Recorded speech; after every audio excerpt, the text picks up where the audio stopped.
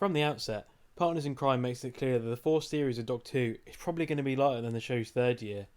To be fair, it was heavily foreshadowed by a Christmas special that drew heavily from the work of Douglas Adams, whose influence is keenly felt across its entire series, right down to the repeated references of the bees disappearing. Casting Catherine Tate as the season's female companion was a bit of an indicator that Partners in Crime makes it clear that playing more of an affectionate spoof to a classic Doctor Who runaround rather than something equal parts witty and terrifying. This is far from a bad thing, however, and certainly has its many merits. One of the wonderful things about Doctor Who is that it never really loses its sense of humour, even in the face of horrible threats and consequences. There are certainly comedic elements to Davies' other series openers, however Partners in Crime still feels decidedly lighter in tone. Part of this comes with the stakes. In Rose, we're presented with an alien invasion, complete with the murderous alien-shot dummies. In Smith and Jones, a hospital is beamed to the moon and half the world is threatened by irradiation. New Earth features plague zombies. In contrast, the stakes in Partners in Crime really are decisively low. At the climax, as Miss Foster increases the power on a generic evil device, it seems that 500,000 lives are at stake in the Greater London area. Of course, you could argue that those are fairly middling stakes for a show that will tease the destruction of reality itself at the end of the year, but Partners in Crime seems to treat these threats as necessary plot elements rather than just the core of the story. After all, if the Doctor and Donna had not intervened, it seems quite likely that Miss Foster and the Adipose could have completed their plan with no loss of life, and with the population of Great Britain significantly healthier than they had been before. Of course, it seems likely that the Adipose would have killed Miss Foster anyway, but it's hard to get too stuck up about her passing. Watching the adorable little monsters get sucked onto this spaceship, even the Doctor himself concedes, actually there's a diet plan, it sort of works. Partners in Crime seems to relish its low stakes and its relatively light atmosphere. After all, the next two episodes are going to be pretty heavy, so there's some comfort of being able to start the season with something that doesn't place the Doctor in the middle of a massive moral crisis. The show seems to argue that this is good for the character, that the Doctor doesn't always have to be facing the end of the world or massive psychological damage in order to be interesting. From a storytelling perspective, that level of gloom can become depressing. From a character point of view, it's nice to give Tennant something to chew on, but a large part of the appeal of the Doctor is the fact that he's travelling the universe having fun, not wrestling with post-traumatic stress disorder.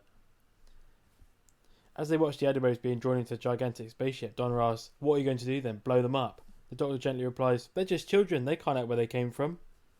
As Donna rightfully says, it makes a pretty dramatic reversal from the last encounter, where the Doctor was forced to commit genocide to prevent the children from the Rachnos from swarming out of the Earth's core and devouring the planet. Of course, the situation here is different, but it still offers a reunion a nice thematic resonance. Donna herself notes the shift in the Doctor's attitude, suggesting it's a positive shift. "Oh, that makes a change from last time," she observes. "That Martha must have done you good." The Doctor replies, "She did, yeah." It feels like a conscious attempt by the show to acknowledge Martha as a worthy companion, even if it is a little bit too late at this point.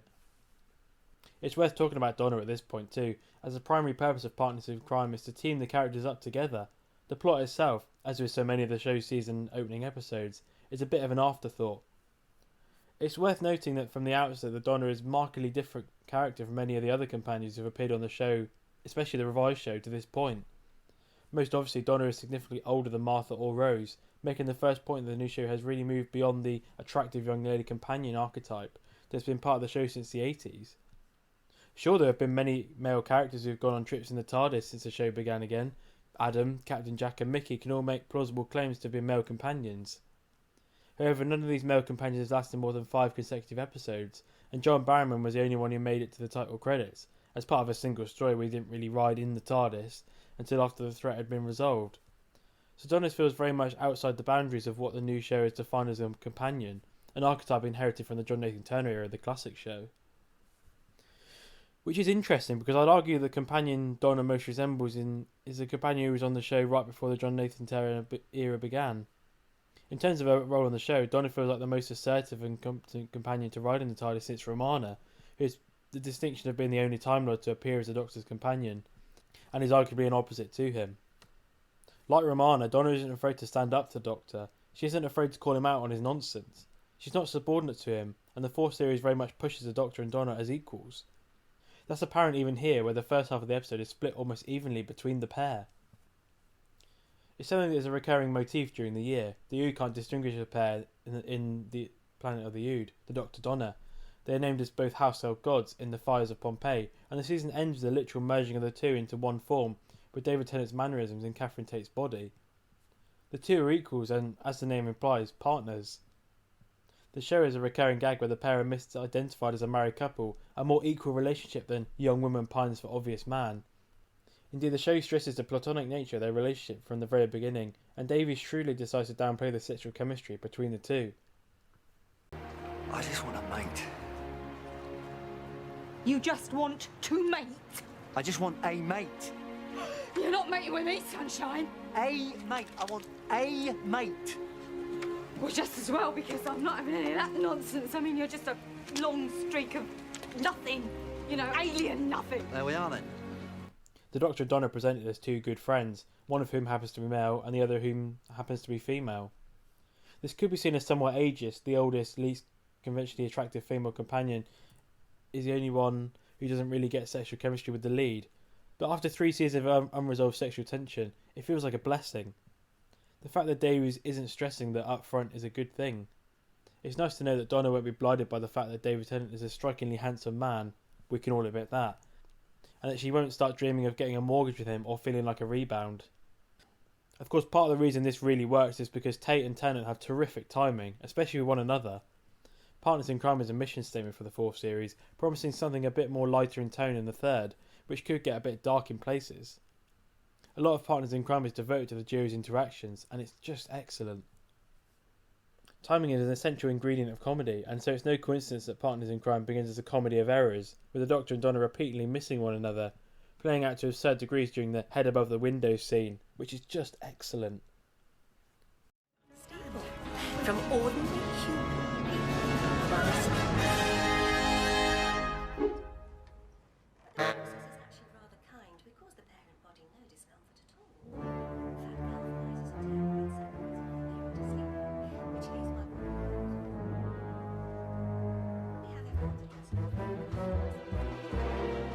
We have everyone Tate has perfect comic timing, and Davies knew this before he recruited her for the show. However, one of the most interesting and intriguing aspects of Tate's performance is the fact that she's actually a pretty incredible dramatic actress. Not only can her comic timing match Tennant's, she can also hold her own in terms of dramatic scenes against him too. This episode largely works because it treats Donna as a real companion and a real person. She developed into a real character over the course of The Runaway Bride, going from what initially appeared to be a one-note sketch character. It became clear at the climax of The Runaway Bride that Donna is more than just a punchline, more than just a broad outline of a joke about middle-class, self-obsessed, out-of-touch people. Partners in Crime takes that further, especially with her character. From each of these episodes introducing new long-term travelling companions, the viewer instantly gets a sense of what the real world looks like to these people, and why the Doctor represents such a dramatic break from all of that. Sylvia and Wilf are only defined in the broadest of terms, but they still give us context with Donna, a sense of who she is and where she comes from.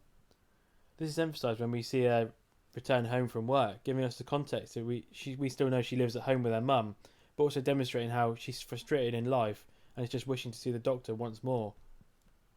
Of course, there's a sense that the show is growing increasingly comfortable with itself now.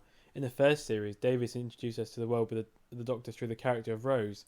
Rose had her world, well, her job, literally destroyed by the Doctor. Everything went upside down as she embraced a way of looking at the world unlike what she'd seen before.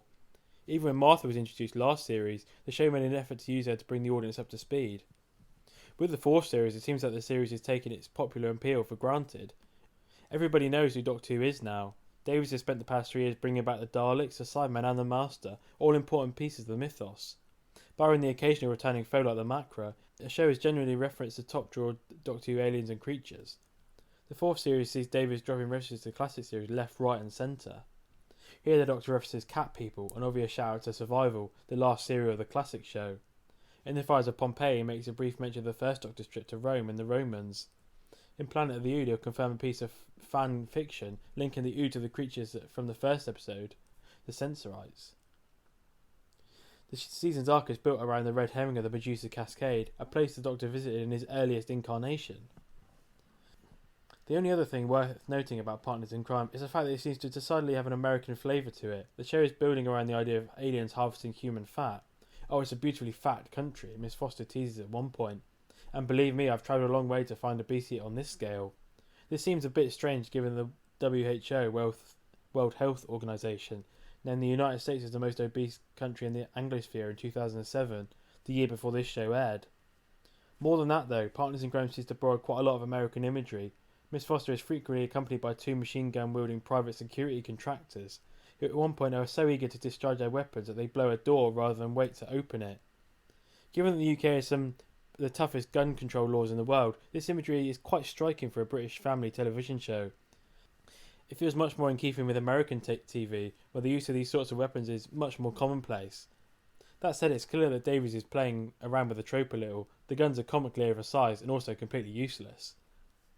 Miss Foster herself, however, poses a genuine threat to the Doctor with her sonic pen, putting the antagonist on equal footing in an unexpected twist. This is great and actually does really well to help up the stakes, especially in the window cleaner cradle sequence. And that sequence is just brilliant, and it is certainly one of my favourites of the series.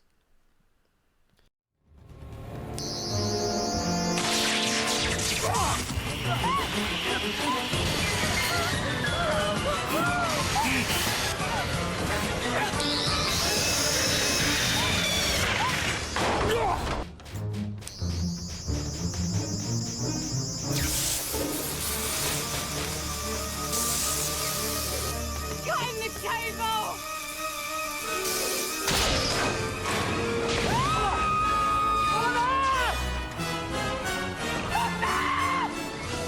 Hold on! I am!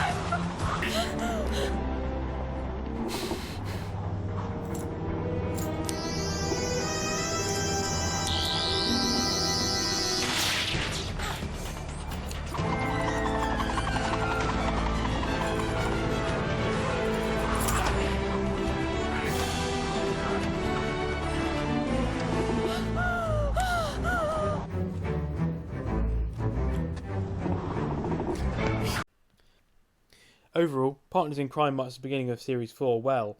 It's also the start of what is arguably Davies' most consistent, and in my opinion, best series, and at this point at which the show's popularity truly exploded, both within Britain and beyond. It's not necessarily the strongest episode of a Russell's era, but it lays a lot of the necessary groundwork with remarkable grace and speed. Although it might lack the appealing quirkiness of Series 3 Smith & Jones opener, it clearly is an attempt to herald a bold new direction for the franchise, and man does it succeed. I give Partners in Crime a 7.5